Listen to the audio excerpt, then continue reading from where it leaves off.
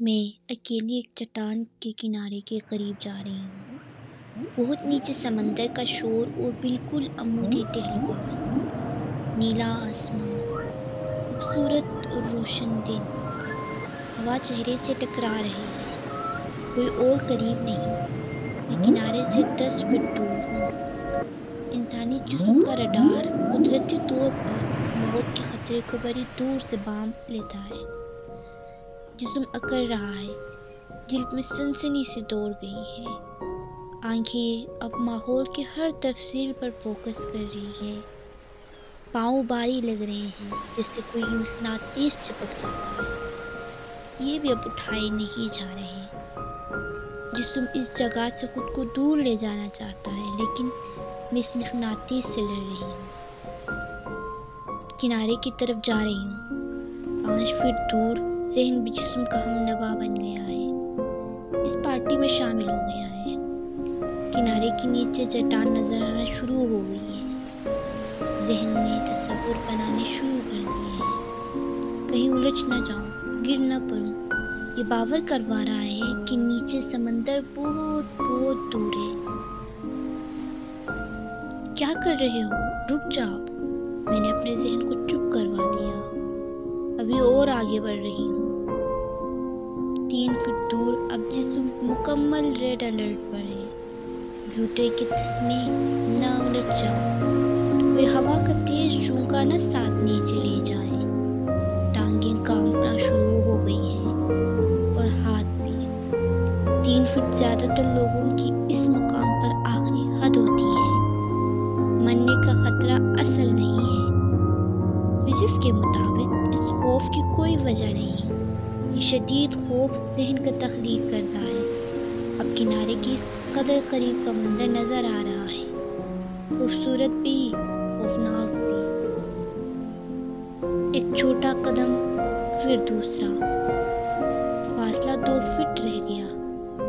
لرزتی ٹانگوں کے ساتھ ابھی بس نہیں کیا۔ میری لڑائی جسم سے بھی ہے اور ذہن سے بھی ہے۔ یہ زندہ رہنے کی جبلت سے لڑائی ہے۔ اب 1 فٹ رہ گیا ہے۔ اچانک چیخ مار کر رونے کا دل کیا۔ کمر خود ہی جھک گئی ہے، جیسے جسم اپنے آپ کو اسے بچا رہا ہو۔ ہوا اور سوچیں جسے دونوں ہی جیسے گوند سے مار رہی ہوں۔ 1 فٹ دور۔ لگتا ہے کہ میں اڑ رہی ہوں۔ اگر نیچے نہ دیکھا جائے تو لگتا ہے آسمان کا حصہ ہوں۔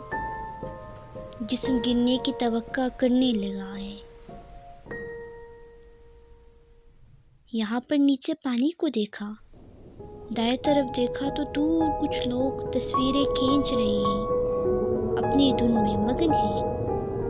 صرف ہوا چلتی سنائی دے رہی ہے۔ بے پناہ خوف اور جوش جسے ایک دوسرے میں ضم ہو گئے ہوں۔ ذہن کو بالکل فوکس کرنا ہے، سوچ کو صاف رکھنا ہے۔ ایک مراقبے کی سی کیفیت ہے، اپنی موت سے چند انچ کی یہ دوری مائنڈ فل کر دیتی ہے۔ اب میں نے سامنے دیکھا اور اب محسوس کیا کہ میں مسکرا رہی تھی، اپنے آپ کو یاد کروا رہی تھی کہ موت خوفناک نہیں، موت کے لیے تیار رہنے یا اس کو خوش آمدید کہنے کا بھی یہ جذبہ قدیم فلسفے سے چلا آ رہا ہے۔ قدیم یونان اور روم کے اسٹوئک لوگوں کہا کرتے تھے کہ موت کو ہر وقت ذہن میں رکھیں، اس طرح زندگی کی نعمت کی قدر کر سکیں گے۔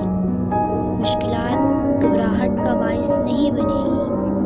اسٹوئک سے لے کر کوگنیٹو بیہیویئر تھراپی تک، قدیم زمانے سے لے کر آج تک، یہ سبق مختلف مذاہب میں مختلف طریقۂ فکر میں دیا جاتا رہا ہے۔ مارک ٹوین کا کہنا ہے، موت کا خوف دراصل زندگی کا خوف ہے۔ وہ جو ٹھیک طرح سے جیتا ہے، کسی بھی وقت مرنے کے لیے تیار ہوتا ہے۔ میں اس چٹان کے کنارے پر اب پاؤں لٹکائے بیٹھ گئی ہوں، ہتھیلی کے بل پیچھے جھکا ہوا۔ خوف کچھ کم ہو گیا ہے،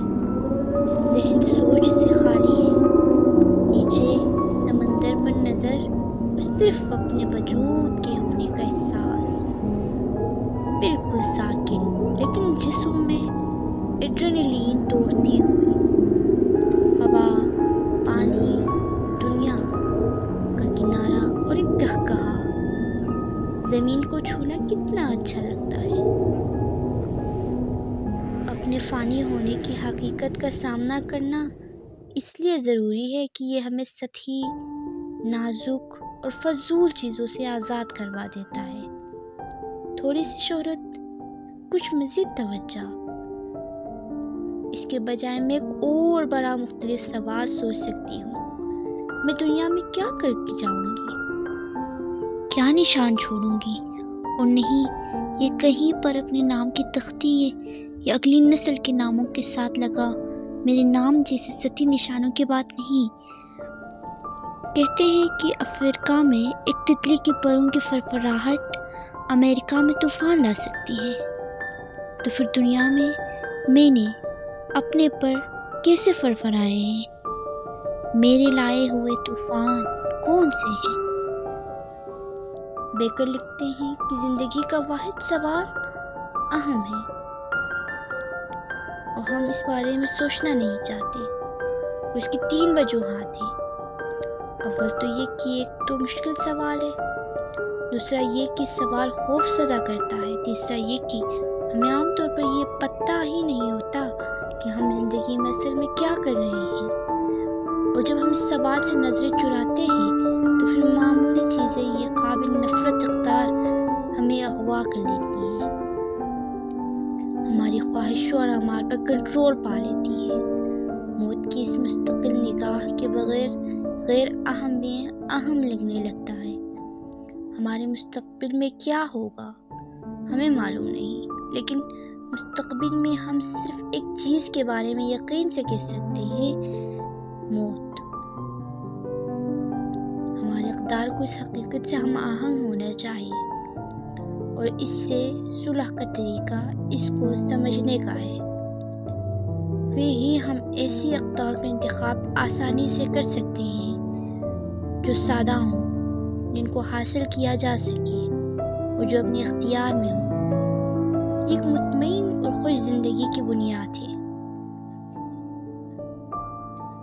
ارسطو کو سنیں یا کسی اچھے مذہبی رہنما کو، ہارورڈ کے سائیکولوجسٹ کو یا کسی اچھے دانشور کو، سب آپ کو بتائیں گے کہ خوشی ایک چیز سے آتی ہے، اپنی ذات سے بڑھ کر کسی بڑی چیز کی پرواہ کرنے سے، اس یقین سے کہ آپ کسی بڑے شے کا ایک چھوٹا سا حصہ ہے۔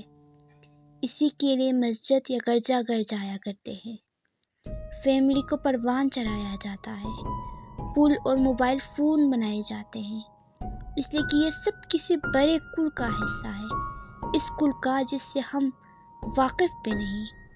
یہ احساس اپنی لافانیت کے پروجیکٹ بنانے سے بڑا ہی مختلف ہے۔ جو کچھ ہے میرے لیے ہے، جو ہوتا ہے میری وجہ سے ہوتا ہے، تمام مسائل میری وجہ سے ہیں، مشکلات یہ بڑی نشاور احساسات ہیں۔ استحقاق کا نشہ اپنی اہمیت کا پر ہی آتی ہے۔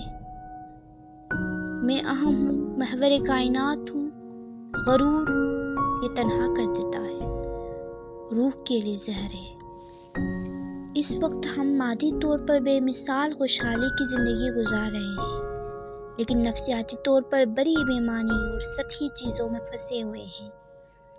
دوسروں سے تقاضا کرتے ہیں کہ میرے احساسات کی پرواہ کی جائے، کسی بھی کاز کو، اپنے نقطہ نظر کو دوسروں سے منوانے میں متشدد تک ہو جاتے ہیں۔ برتری کا جھوٹا احساس، کاہلی، کچھ کرنے سے خوف، ناکامی کا ڈر، ذمہ داری قبول نہ کرنا۔ جدید ذہن کی یہ حالت ایک بیماری ہے۔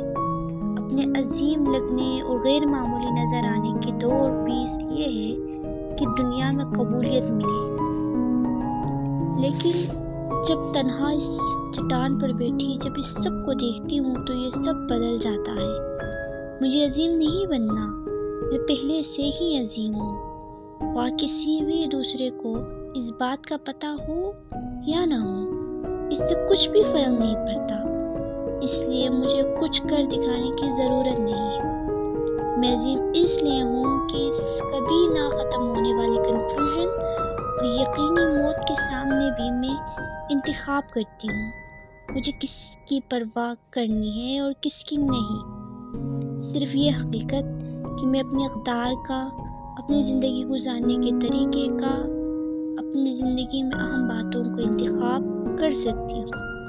بڑا خوبصورت اور ہر شے سے آزاد کر دینے والا احساس ہے۔ یہ زندگی کی کامیابی ہے، خواہ میرے سر پر چھت نہ ہو اور پیٹ خالی ہو۔ جی ہاں، میں بھی بالآخر مر جاؤں گی۔